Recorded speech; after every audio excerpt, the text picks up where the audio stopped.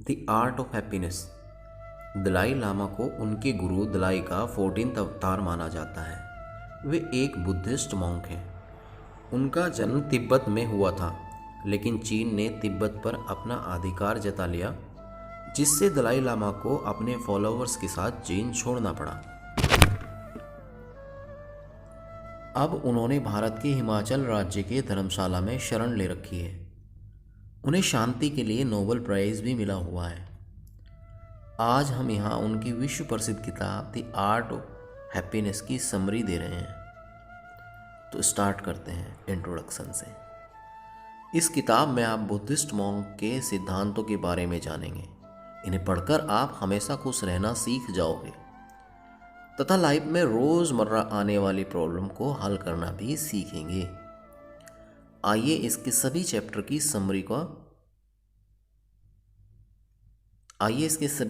की समरी को एक एक करके स्टार्ट करें।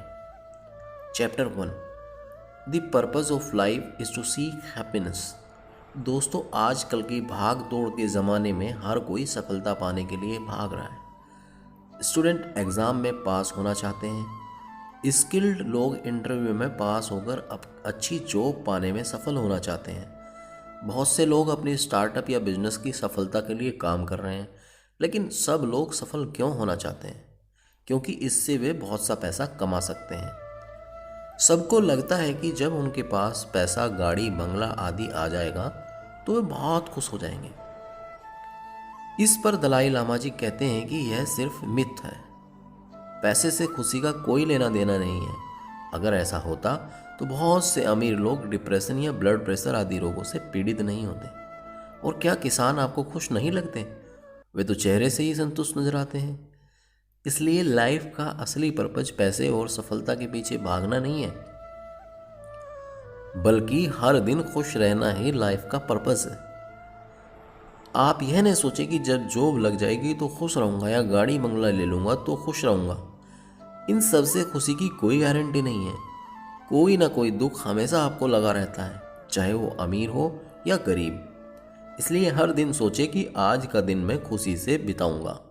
मैं आपको खुश रहने के लिए चाहिए क्या, और आपको खुश रहने के लिए चाहिए ही क्या?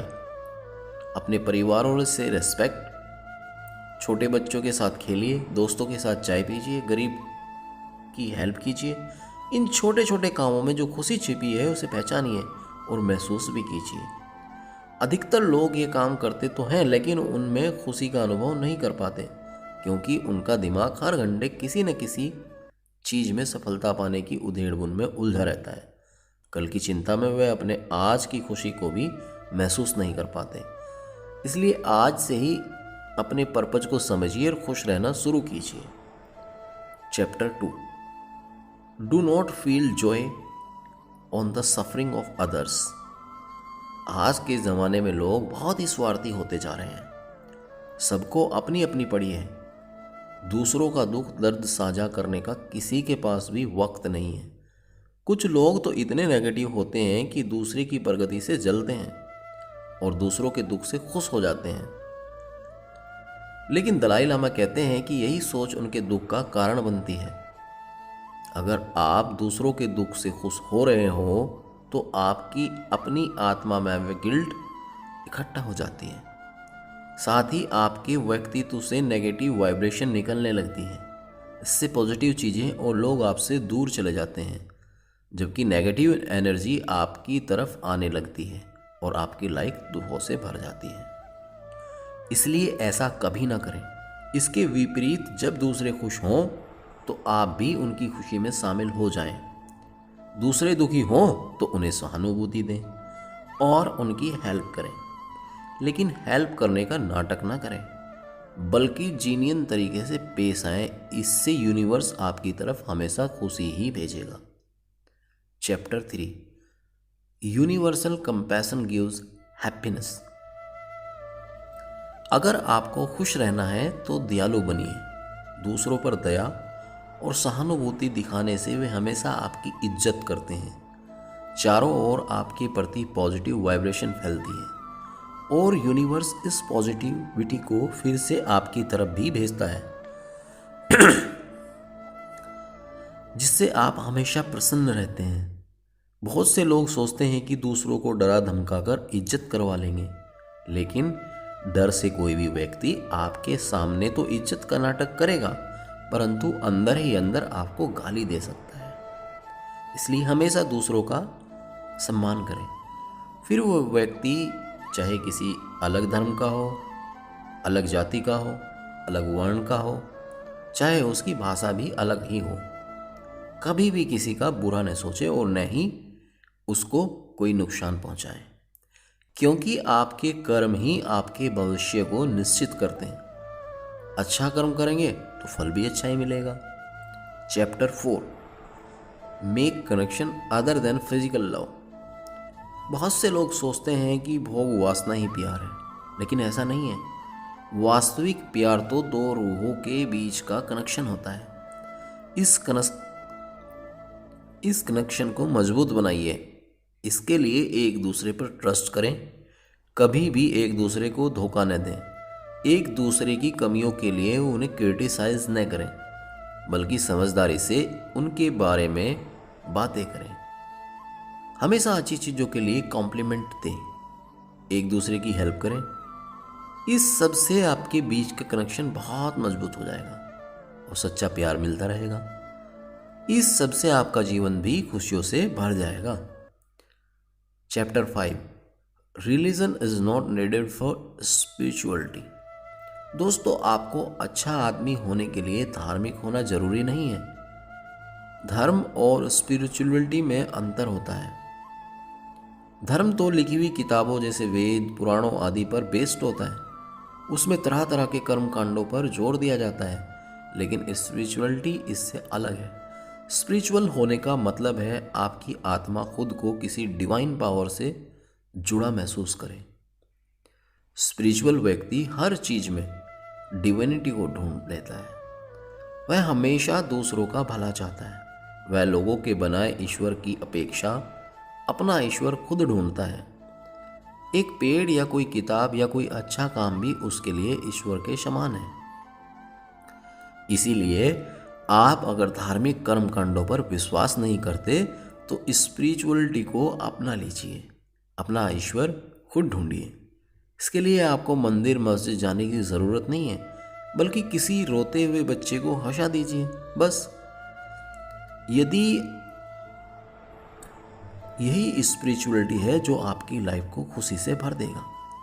Chapter 6, suffering are natural, accept them, the art of happiness.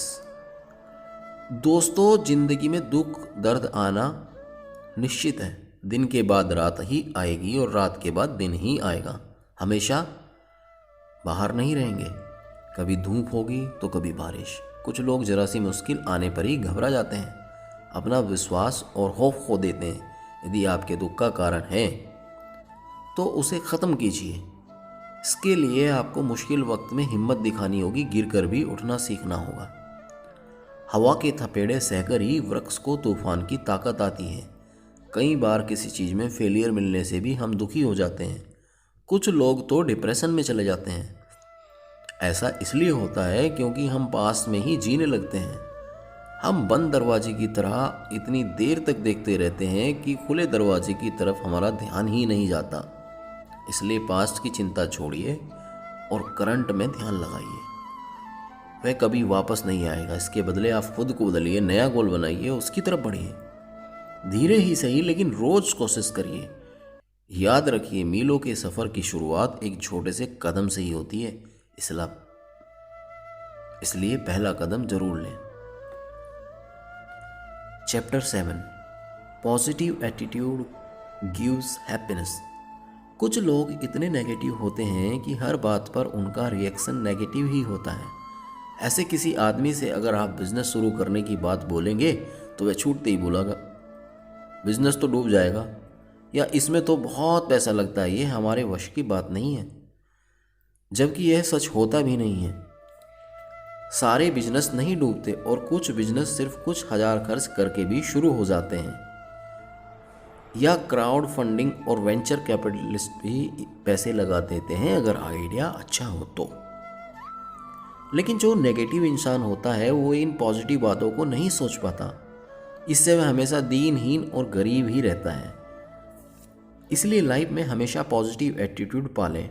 अगर कोई आपसे अपने ड्रीम्स के बारे में डिस्कस करता है तो उनकी तारीफ करें, उन्हें मोटिवेट करें, न कि एकदम क्रिटिसाइज करने लगे। ऐसे ही इस तरह की बातें बोलने से बचें। मेरी तो किस्मत ही खराब है, ऐसा मेरे साथ ही क्यों होता है, मेरी ज़िंदगी ख़त्म है, अब कुछ नहीं हो सकता, आदि आदि आदि। ऐसी नेगेटिव बातें करके आपके दिमाग पर बुरा असर डाल होता है और आपको सफल होने से ऐसी नेगेटिव बातें आपके दिमाग पर बुरा असर डालती है और आपको सफल होने से रोकती है। इनकी बजाय बोले मैं फिर से कोशिश करूँगा, एक ही स्टेप लूँगा लेकिन आगे बढ़ूँगा। वक्त हमेशा एक सा नहीं होता, ब्रह्मांड मेरे साथ है, मेरे अंदर पॉजिटिव एनर्जी है। बार बार पॉजिटिव सोचने से आपका एटीट्यूड ही पॉजिटिव हो जाएगा। दूसरों को भी पॉजिटिव सोचने के लिए ही प्रेरित करें। इससे सब आपको अच्छा व्यक्ति भी बोलेंगे और आपकी खुशी बनी रहेगी। Chapter 8, try to find the goods in every situation.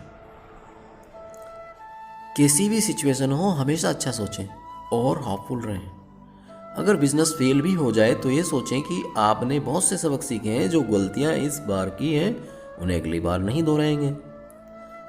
अगर बुरे समय में आप दुखी हो जाएंगे तो डिप्रेशन में भी आ सकते हैं।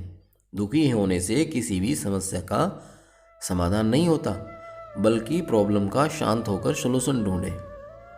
अगर कभी पैसे का लॉस हो जाए तो सोचें कि पैसा तो आता जाता रहता है। एक सन्यासी के बारे में सोचें जिसके पास न ब्रांडेड कपड़े होते, न घर, न परिवार, लेकिन फिर भी ऐसा लगता है कि वे अपने आप में मस्त हैं। आप भी अपने अंदर ऐसा एटीट्यूड विकसित कीजिए। अगर किसी प्रिय की मृत्यु हो जाए तो भी घोर निराशा में न डूब जाएं जैसे कुछ लोग करते हैं, क्योंकि देखा जाए तो एक दिन सबको मरना है। एक दिन सब उस लोक में फिर एक दूसरे से मिल जाएंगे, इसलिए दुखी किसी लिए हो। अगर हर परिस्थिति से अच्छा सोचने की कला आपको आ सकती है तो आप कभी भी दुखी नहीं होंगे। Chapter 9, replace anger with patience and hated with tolerance. आजकल हर व्यक्ति बहुत ही गुस्से वाला हो गया है। छोटी छोटी बातों के लिए भी लोग झगड़ा करने लगते हैं, लेकिन इससे नुकसान गुस्सा करने वाले को ही होता है। गुस्सा करने से शरीर में एड्रेनालाइन, कोर्टिसोल आदि स्ट्रेस हार्मोन निकलते हैं, जिनसे ब्लड प्रेशर बढ़ जाता है, जो दिल और दिमाग के लिए नुकसानदायक होता है। निर्दोष भाई थोड़ा सा शांत कर ले भाई, तमें तो भाई मारे कार्य करे काम पे तुम